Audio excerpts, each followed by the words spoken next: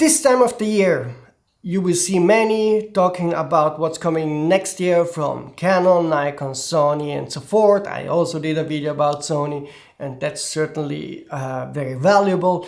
But I'm putting out something here, a thesis and a speculation that I do believe is going to be true.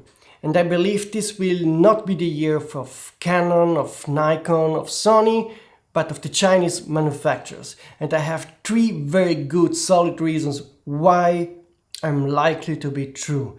But before I talk about those 3 reasons, please take 2 seconds time to subscribe to the channel, hit the notification button to not miss any of the upcoming rumors. I do believe that the market is going to change dramatically in the next few months and years.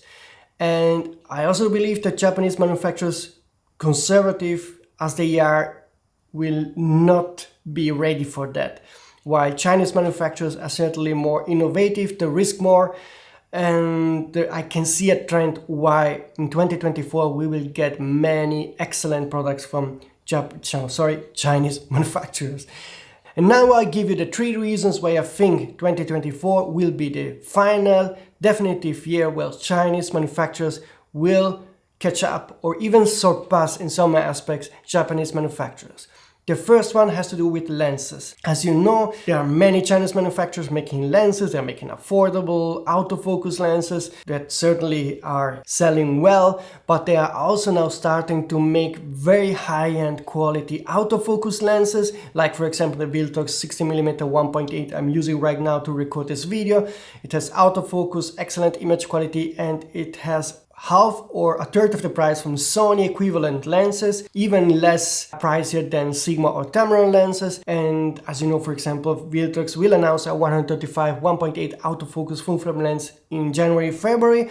This is reported to be an excellent image quality lens with excellent autofocus for half or even less the price of the Sony 135 GM. And I do believe many Chinese manufacturers are now ready to step up the game, make high-end quality glass that is as good as Sony or Sigma or Tamron glass for half of the price. And this will really change the market and make it very difficult for the traditional companies that are currently producing those lenses and selling them for a heavy price tag.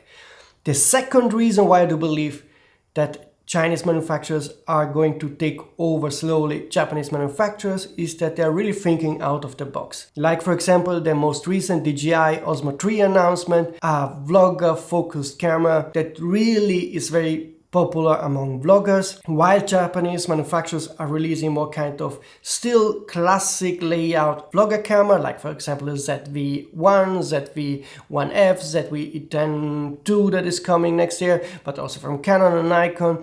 They are still bound by that idea of photography, while Chinese manufacturers are redesigning completely from scratch how a vlogger camera should be. And I do believe not only DJI but also other manufacturers will release more cameras that are completely different from the layout and from the design than Japanese camera and will become very popular. And maybe also some kind of full frame camera that looks completely different than a Canon, Nikon or Sony camera, and that will sell really well. This is really a trend where Japanese manufacturers are lagging behind, and I hope that they will realize that they have to be more innovative, think out of the box and release some kind of very different concept camera if they want to be very competitive with Chinese manufacturers. At the end, this is a normal struggle and battle between different companies, and we all have to gain from that. So I'm happy that there's actually such a trend and that we are not only bound to Japanese cameras or Chinese cameras. I hope also that European, American manufacturers will think differently, like GoPro, Leica, that they become more innovative, and maybe they have some kind of new product that we don't have on the radar yet and that will be becoming popular in 2024.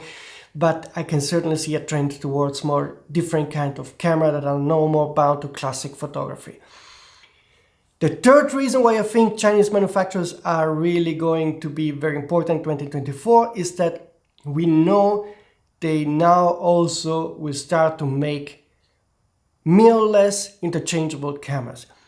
TT Artisan, for example, confirmed that they will launch such a camera in 2024. There is a trend from DJI, TT Artisan and others to release their own interchangeable cameras, and therefore we will no more talk only about Nikon, Canon or Sony or Lumix, but there will be some new Chinese player releasing full-frame interchangeable camera, and this will become very interesting. So if it's going to be like it is with lenses, those will be affordable, very high quality cameras, and I'm very curious to see what's going to happen in 2024. So to wrap it up, certainly we are getting nice cameras from Canon, Nikon, Sony in 2024, and they will also be very exciting, but there's a trend towards a new world, a world where there's high quality stuff for an affordable price. There are also new kind of camera concepts that look completely different than the cameras that look today, and they will become popular among the young people that are more willing to try out new kind of stuff. And I can see that for Japanese company, this will be a kind of a struggle because they tend to be very conservative, so it will take time for them to adapt. And they will adapt, but in 2024 they will probably realize that they really have to change because of those new Chinese products. So that was my opinion about the Chinese manufacturers, what's coming in 2024. I hope you agree with my analysis, because I think all these 3 points will become true in 2024. That's it for today, folks. See you soon.